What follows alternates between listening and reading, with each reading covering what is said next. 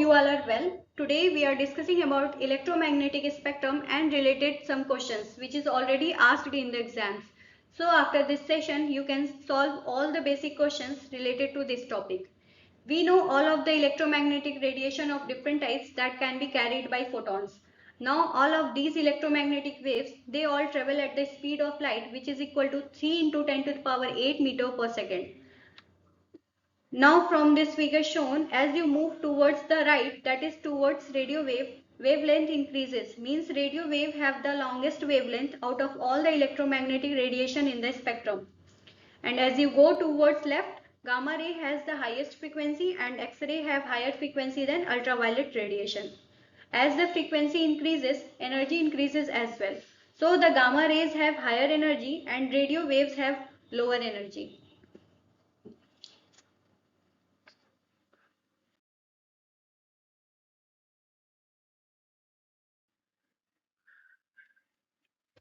In this slides, you can see the figure of electromagnetic wave. As the name suggests, which wave have sinusoidal variation of electric and magnetic field called electromagnetic wave. In this, electric and magnetic field will change with respect to time and space with same frequency. Means when electric field is maximum, then magnetic field will also be maximum. And when electric field is zero, then magnetic field will also be zero. Now in these waves, electric field, magnetic field and direction of propagation will be mutually perpendicular to each other. Means electromagnetic waves is in transverse nature, thus it can be polarized. The direction of electric field is considered as the polarization of the electromagnetic wave. The direction of propagation of electromagnetic wave is given by the cross product of direction of electric field and magnetic field. Here E0 and B0 is the peak value of electric field and magnetic field, and ERMS and BRMS with the RMS value of electric field and magnetic field, which is E0 by root 2 for peak electric field and B0 by root 2 for peak magnetic field. And the relation between electric field, magnetic field and direction of propagation will be E0 is equal to B0 cross C.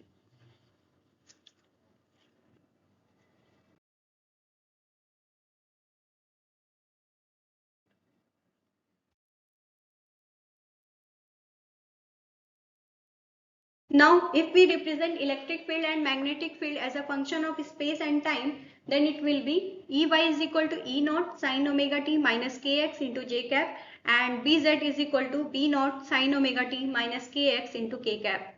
Here minus kx represents wave traveling in the positive x direction, and Ey and Bz represents electric field and magnetic field oscillate in the y direction and z direction respectively.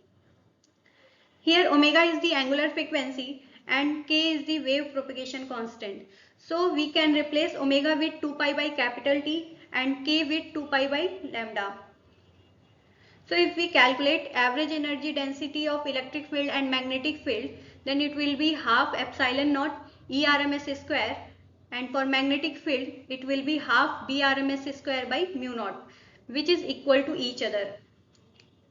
Here epsilon naught is the permittivity in the free space and mu naught is the permeability in the free space. If we calculate total average energy density, then it will be sum of average energy density of electric field and magnetic field, which is equal to half epsilon naught ERMS square plus half BRMS square by mu naught. If we represent in the peak form of electric field and magnetic field, then it will be 1 by 4 epsilon naught E naught square plus 1 by 4 B naught square by mu naught. And average energy density of electric field and magnetic field will be equal to each other.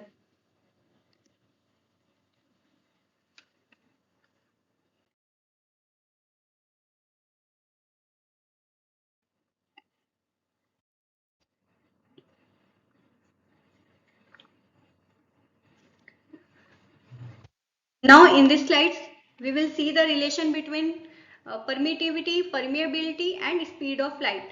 Here epsilon r is equal to epsilon m divided by epsilon naught, where epsilon r is the relative permittivity and epsilon m is the permittivity in the medium and epsilon naught is the permittivity in the free space. Same for the permeability, mu r is equal to mu m divided by mu naught. If we calculate speed of light in free space, then it will be 1 by under root mu naught epsilon naught. And if we calculate speed of light in the medium, then it will be 1 by under root mu m epsilon m. If we put the value of mu m and epsilon m, then speed of light in the medium will be 1 by under root mu r mu naught epsilon r epsilon naught. Now the ratio of speed of light in the free space to the speed of light in the medium will be refractive index, that will be under root mu r epsilon r. Now the relation between energy, intensity, radiation pressure and speed of light. Here energy is equal to momentum into c. Now one thing, when high radiation light incident on any surface, then some part of radiation will be absorbed, some part will be reflect and some part will be transmitted.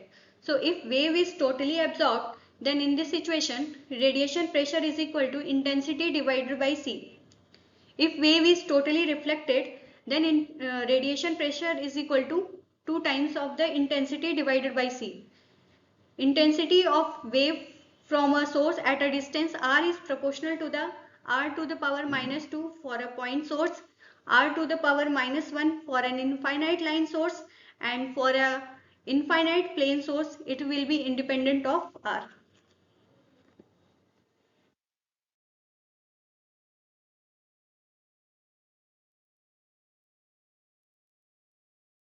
Now we will discuss some previous year questions of this topic.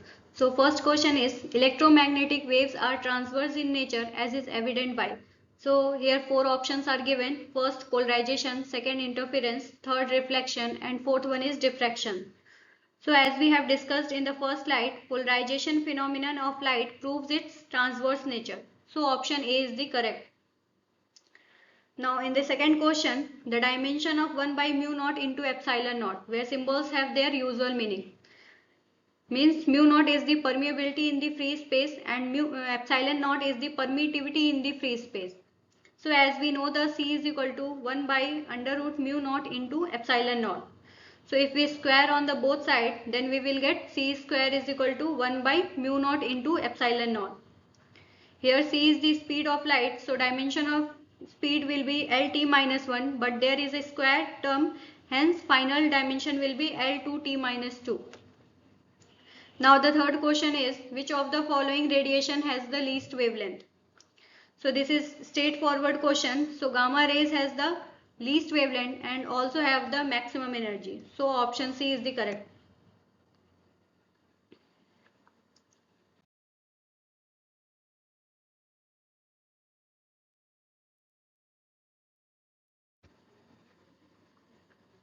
Now the fourth question is, an electromagnetic wave of frequency 3 MHz passes from vacuum into dielectric medium with relative permittivity is 4. Then there are four options are given.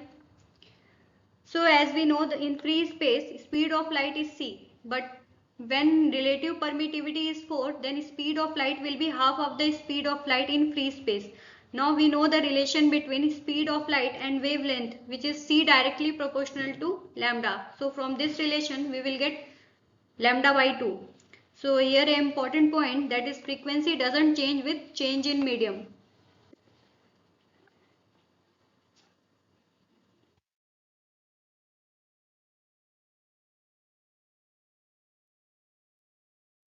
Now the fifth question is, the RMS value of the electric field of the light coming from the sun is 720 Newton per Coulomb.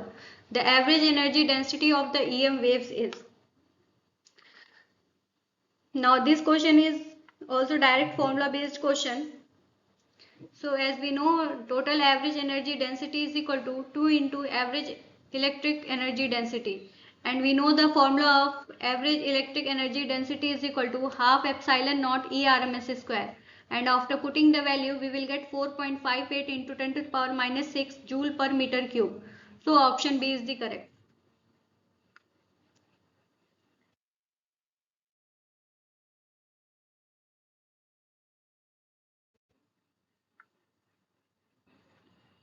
Now sixth question is, an electromagnetic wave in vacuum has the electric and magnetic field E and B, which are always perpendicular to each other. The direction of polarization is given by x and that of wave propagation by k. Then there are 4 options are given. So in this, direction of polarization is same as electric field and direction of wave propagation will be cross product of electric field and magnetic field. So option B is the correct. Now in the 7th question, the magnetic field in a traveling electromagnetic wave has a peak value of 20. The peak value of electric field strength is. This question is also direct formula based question. We know the relation between peak value of electric field and peak value of magnetic field is E naught is equal to C into B naught. So after putting the value, we will get 6 volt per meter. So option A is correct.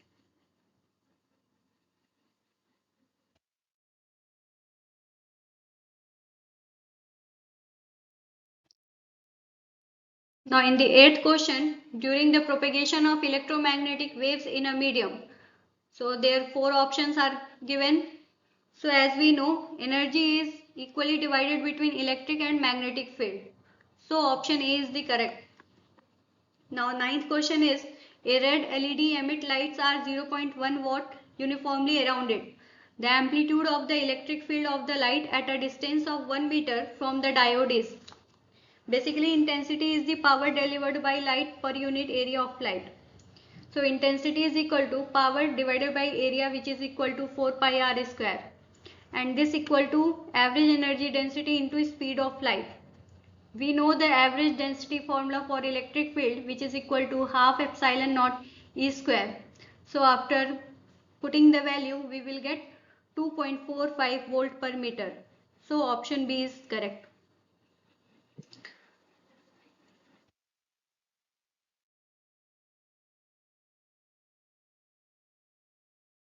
So try another question of this topic and all the best. Thank you.